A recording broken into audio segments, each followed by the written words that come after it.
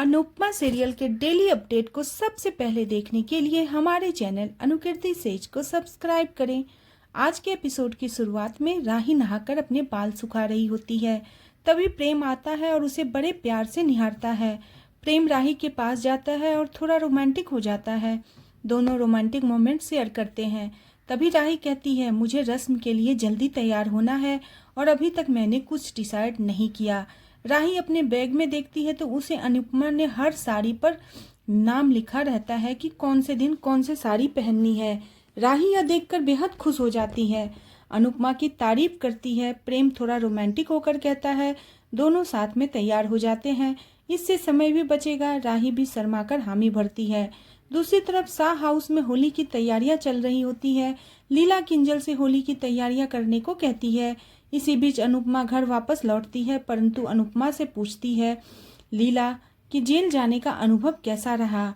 लीला मजाक में कहती है, अगर परी को जानना है तो खुद कोई अपराध करके देख ले। इस पर माँ अनुपमा हंसती है। अनुपमा कहती है, जेल में कुछ खास नहीं था, हमारे जैसे लोग ही हैं, बस जेल का माहौल अलग था। इस पर लीला तंज कसती है, अब अनुपमा अपराधियों को खाना खिलाएगी।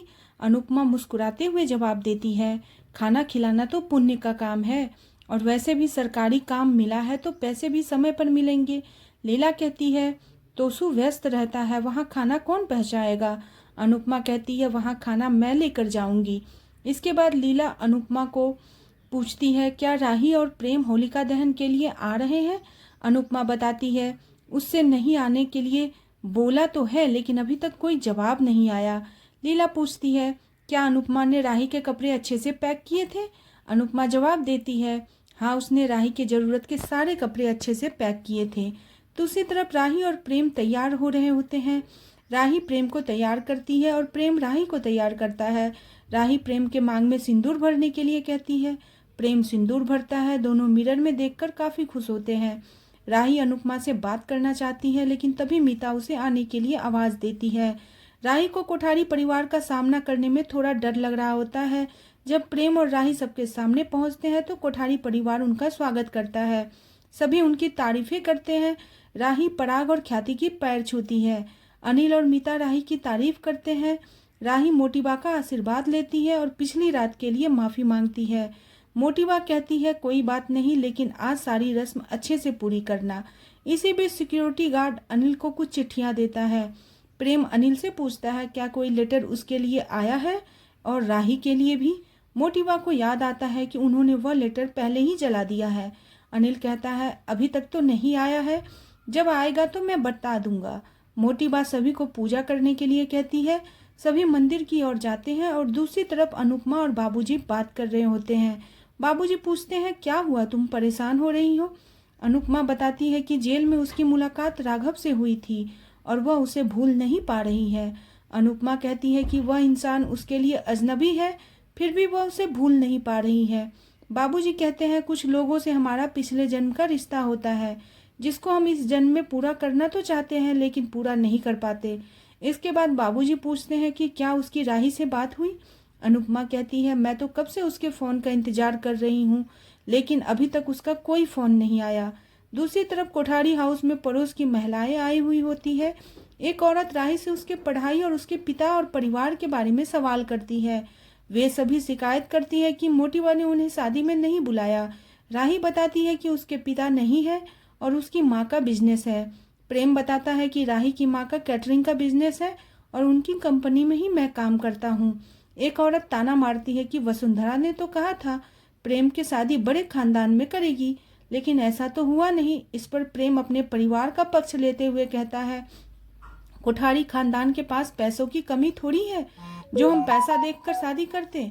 मोटीबा ने राही के गुण देखे हैं, पैसा नहीं। आपके पति के बिजनेस में भी मिस्टर कोठारी ने ही पैसे लगाए हैं। वह औरत शर्मिंदा हो जाती है। अनिल यह देखकर खुश होता है।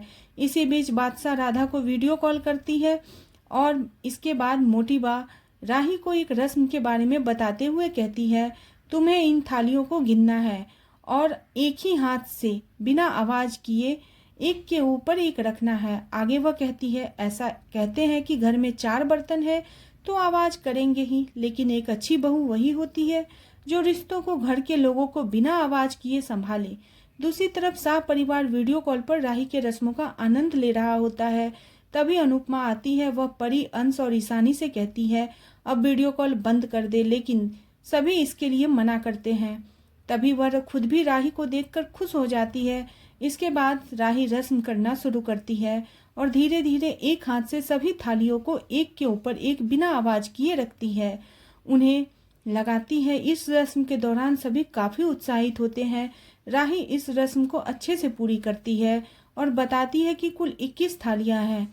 सभी काफी खुश होते हैं और तालियां बजाते हैं। इस रस्म को सही से पूरा करने पर ख्याति राही को एक हार गिफ्ट करती है। मोटिवा बताती है कि इस रस्म को अच्छे से पूरा करने का मतलब है कि बहू अपने ससुराल की बातें अपने मायके में जाकर नहीं बताएगी। इस पर अंश और परी नाराज होते हैं। इसके बाद दूसरी रस्म के लिए आटा मंगवाया जाता है। मोटिवा राही से कहती है कि इस आटे को तुम्हें गौ माता के लिए रोटी बनानी है। राही कहती है ठीक है, मैं बना दूंगी। तभी मोटिवा कहती है सिर्फ एक हाथ से बनानी है और बेलन का उपयोग भी नहीं कर सकती। मीता कहती है राही नहीं बना पाएगी, लेकिन अनिल और राजा राही को मोटिवेट करते हैं। अनुपमा कहती है अपने जीवन साथी की मदद लो। इसके बाद राही बड़ी चतुराई से आटे को प्रेम की हथेली पर रखकर अपने एक हाथ से दबाते हुए रोटी बना देती है। सभी काफी खुश होते हैं और राही की चतुराई की तारीफ करते हैं। इसके बाद प्रेम नाराज होता है। सारी रस्में सिर्फ लड़की के लिए होती है, लड़कों के लिए कोई रस्म नहीं होती।